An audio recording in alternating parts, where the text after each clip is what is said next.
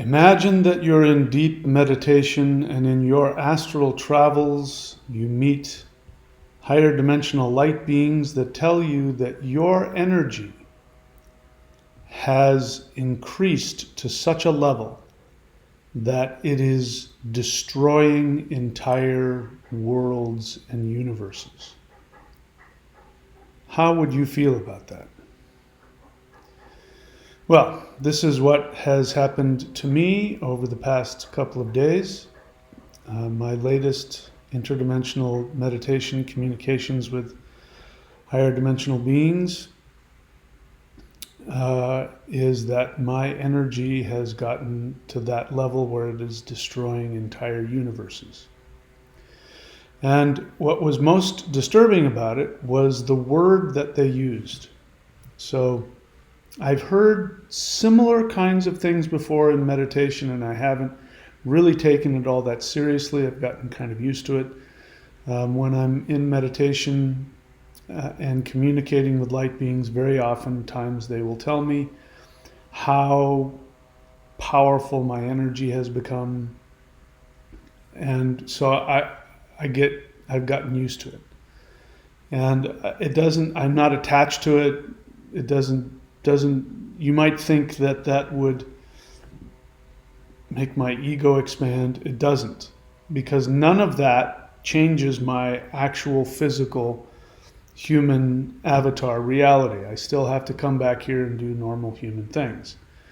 So I don't really take it all that seriously. I've gotten, I learned early on, in order to save my physical health and my sanity, that I take everything that they tell me at face value, and I don't try and figure it out. So that's why most of the time they can tell me almost anything, and I will say thank you, and then I come back to normal reality and I just go on with my day as though nothing happened. But the word that they used was so specific and so disturbing that I had to go look it up.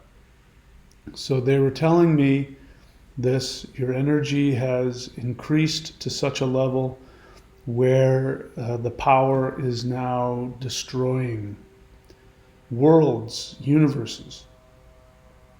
And they said, the first thing they said was, your energy has become pernicious.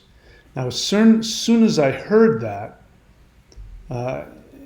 it's not like I'm hearing voices, in case you guys know. As soon as I telepathically got that message and my brain created that word, I immediately said, that can't be right. I'm misinterpreting it, and I tried to turn it into another word. And I wasn't able to do that. And then as I was resisting that word, I could sort of hear it.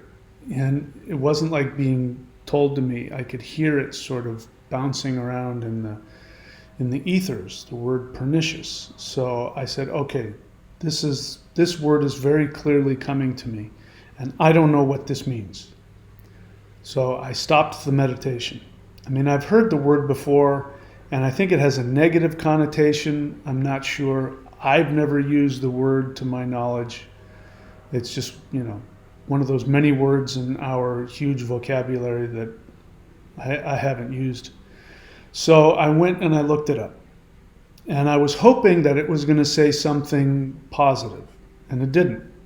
The definitions for the word pernicious are something that is pervasively, slowly, and over time consuming, destroying, bringing death. So it's subtly and pervasively, expansively bringing death. People use it when they talk, like you could say a virus is pernicious. Now, virus isn't the only thing. It's applied to negative ideas. It's applied to I would definitely say that the third dimensional narrative is pernicious. I would say that many of the things that are taught in religion, society, when somebody's gaslighting you, it's pernicious. So how can I live with that? So after going and looking it up and confirming, oh, this isn't a good thing, at least not on the surface, this isn't a good thing. I then went back to them in meditation, and I don't do this all the time because they're not trained monkeys and it's not their job to do this kind of thing, but sometimes I need confirmation. So I said, my understanding is the word pernicious is destructive. And I said, I need for you to tell me yes or no, like give me a big jolt of energy if in fact my energy is destructive. Boom. Huge amounts of energy. Now, I came out of that meditation and I was very upset. Why would they tell me this? They've never told me anything negative about myself. Why would they tell me that my energy is destructive? So I went back into meditation and I dropped all of my need to have them tell me what I want to hear. This is very important, guys. I'm sharing this with you not because I'm bragging. I get no ego benefit out of this.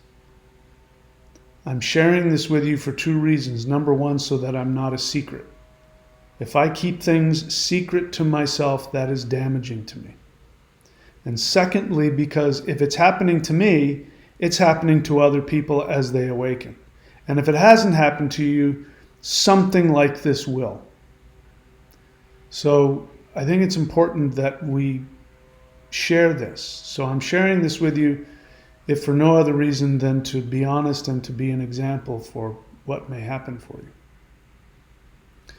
So I go back in, and this time I go with no agenda, and I don't have any need to try and reinterpret what they're saying. And I come in there and, with my hat in my hand, and I say, I'm listening. I won't try and I won't resist whatever you want to tell me. So then they start to show me that it's like, off into the blackness of, deep space, there's this star, very, very concentrated, bright light that starts to grow. And as this intense light, very concentrated light starts to grow, it starts vaporizing everything around it. And they go on to say that, and again, these are their words, not mine. They say the purity of your energy is so powerful. It is pernicious. It's destroying everything that it comes in contact with. Then they went on to say that it's the purity of your love that creates this light that's destroying all the worlds. And so you can imagine how very confusing this is. So if I get my own ego out of the way and I don't listen from my own ego, then I can sense that they have nothing but praise for what they're describing. And there's no negativity, there's no judgment. I'm the one that's resisting it. So I then had to, when I came out of meditation, I then had to go back and start looking again at Shiva. And Shiva is the destroyer. And what does Shiva do? Shiva destroys worlds. And he destroys worlds so that newer, higher frequency worlds can be created. And I had to look at it in this sense, that whatever it is that they're saying my energy is doing, it is doing something similar to how we describe Shiva's energy. So to me, it seems to be a form of consciousness. And I'm choosing to believe that, assuming that my interpretation of this and my experience is real, which is completely up for debate, but assuming that my experience is real, then I have to accept that this is the true nature of my essence. and that the true nature of my essence is to purify whatever I authentically come in contact with. So again, why is this important? Again, it keeps me sane because I tell you guys the truth. I'm not hiding anything from anybody, and then I don't struggle with this feeling of maybe I've become deluded, maybe I've lost my mind, maybe I'm narcissistically, going into some kind of schism or who knows what. And I want to awaken more to my true nature. And so this is why I'm saying that every single person that is born on planet Earth is a god. Imagine the most powerful gods, goddesses, beings that exist. If you're on planet Earth, you are one of them. So I don't believe that what is happening to me is solely unique to me. I may have my own unique experience. I may have my own unique properties. I'm a destroyer. Your essence might be a creator. You might be a preserver. You might be a god of love. You might be a god of innovation. You might be a god of protection, of energy, power. There are concepts that don't fit into the third dimension. You might be one of those. But if I'm hearing what they're telling me is that I'm a god of destruction, similar to Shiva, whose energy destroys things that are ready to be empowered on a higher level. However, I don't know that experience is a pleasant one for the ego. So I'm continuing to go through my awakening, which means continuing to die to my third dimensional avatar self. And so now, with just a few days experience of this, I believe that's why the light beings were very clear, and they told me something they knew was going to be initially very painful to hear. But I also have to go through the same ego death as everybody else. So do you get what I'm saying? There's a difference between your third dimensional human avatar program inside the third dimensional video game. There's a difference between that person, that identity, that character, all of your personality, who you think you are. That's something that has been artificially created by you. You wrote it into the program, and then now you're playing it out. So to be attached to that has to go when you re-identify with your higher dimensional self. Your third dimensional avatar identity has to be destroyed. And so I can choose to get all dramatic about it and have it bother me.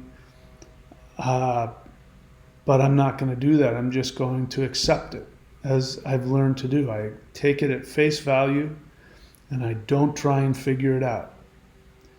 And I just accept that. And now in hindsight, if I look back at what we've been doing, in case you're new to the channel, we have these live guided interdimensional meditations that we do every Wednesday and Saturday evening. We're going to do another one tonight at 8:30 Eastern. They're recorded onto the live section of the channel, so you can go there and find all of them. And but if I look back at most of the meditations we've done, it's been me leading you into sending powerful energy to destroy negativity, to destroy the third dimensional earth, to send power to shift the earth so it can shift into go through the split and create the new world. And that sounds to me like it's in line with a deity whose job is to be a purifier and a destroyer in the same vein as Shiva. So that's just who I am. And the more that I allow myself to accept this, the more I can shift up to my higher self, and the more I can delete this third dimensional identity that I've been carrying around with me, perhaps for multiple lifetimes. So that's it, my friends. I hope you're doing well. Keep your eyes out, because there's going to be some more practices coming associated with the Maoshan. And for those of you who are doing the 5-element spirit fighting, those of you who are doing any of the Maoshan practices, the first set, the Hands of Infinity, even if you're just doing the butterfly hands from the Warrior 90 Day, if you're involved in any of that and you want to gain more energy, I'm going to give you more base, simple exercises, some standing postures, some qigong, and some footwork that is going to increase your energy exponentially. So keep your eyes open for that. If you want to get started with any of these practices, you can go to thunderwizard.com and click on Shop. You will see Summoning the Immortals, that's a beginner practice.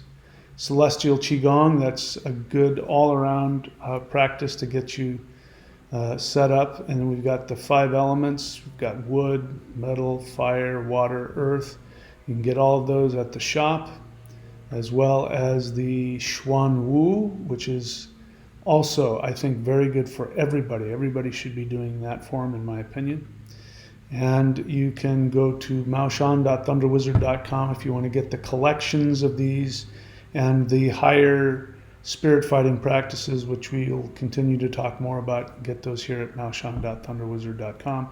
If you have questions about what practices you should be doing and where you should start, put your questions in the comments. I read all of the comments. I respond to all of the respectful ones and the ones that I like. So I will definitely see your comment if you put it there. And more stuff is coming, so keep your eyes peeled. A lot of good stuff coming soon. I'm about to take off. In 5 days, I am getting in my Jeep and I'm driving to Texas to do some surfing. What? Well, you'll find out. I'm gonna video all of that, and I'll have a lot of video of me surfing in wave pools and things like that. And I'm really looking forward to this winter. That's what I'm going to be doing all winter, traveling around to different wave pools around the country. So wish me well, and keep me in your positive thoughts that I have a pleasant travel experience. So that's it for me, my friends. I love you all very much, and I'll see you tonight at 8:30 p.m. if you're watching this on Saturday. And with that, please take very good care of yourselves.